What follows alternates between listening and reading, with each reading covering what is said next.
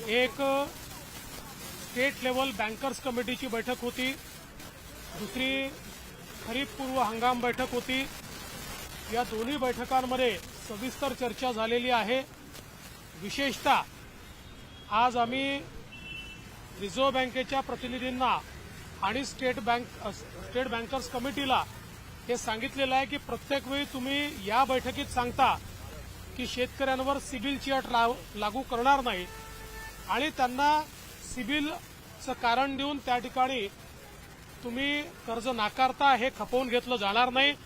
जे तुम्ही इथे सांगता तेच बँकांनी त्या ठिकाणी पाळलं पाहिजे आणि जर बँका अशा प्रकारे सिबिलची अट टाकणार असतील तर आम्ही त्यांच्यावर FIR दाखल करू आणि हे तुम्ही तुमच्या सगळ्या ब्रँचेसला कळवा असं स्पष्टपणे सांगितलेलं आहे। शेतकऱ्यांना कर्ज मिळण्यातल्या ज्या अडचणी आहेत त्या दूर करण्याचा प्रयत्न केलेला आहे। खरीप पूर्व जी काही बैठक आहे या बैठकीच्या संदर्भात बियाण्यांची उपलब्धता, खतांची उपलब्धता, विशेषतः यावेळी प्रयत्न आहे की DAPचा वापर कमी होऊन त्या ठिकाणी नॅनो युरियाचा वापर वाढला पाहिजे, कारण जगभरामध्ये आता हळूहळू DAPची कमतरता ही भासते आहे आणि म्हणून तो देखील त्याच्यावर भर आपण देतो आहे। तोही प्रयत्न मोठ्या प्रमाणात चाललेला आहे आणि यासोबत वेगवेगळ्या प्रकारे शेतकऱ्यांना पीक विमा पूर्णपणे मिळाला पाहिजे त्याचा आढावा आम्ही घेतलेला आहे।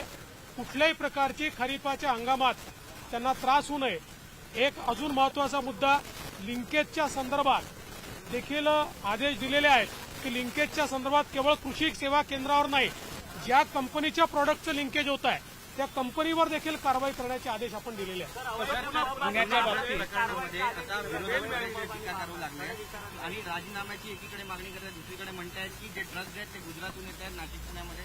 असं आहे, त्यांनी काही केलं नाही, त्यांचे राज्य होतं, त्यांच्या राज्यामध्ये पोलीस विभागाचे कसे धिंडवडे निघाले आणि 100 कोटी रुपयाची वसुली कशी झाली हे आपण सगळ्यांनी बघितलेलं आहे। आमची पॉलिसी देशभरामध्ये झिरो टॉलरन्सची आहे आणि आज केंद्र सरकारची मदत मिळते, सगळे राज्य सरकार एकत्रित काम करतायत म्हणून या ठिकाणी हे सगळं बाहेर येत आहे।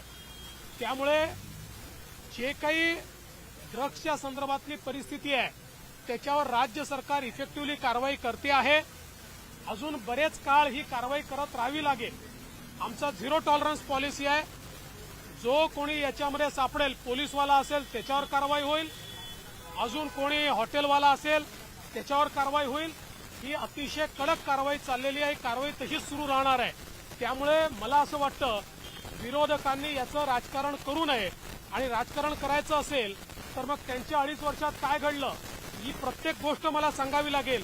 या ड्रग्सच्या संदर्भात त्यांच्या काळामध्ये काय काय होत होतं हे देखील मला सांगावं लागेल।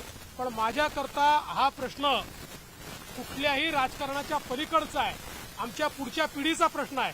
त्यामुळे याच्यावर राजकारण न करता राज्य सरकारने जी कठोर भूमिका घेतलेली आहे त्याचं स्वागत झालं पाहिजे।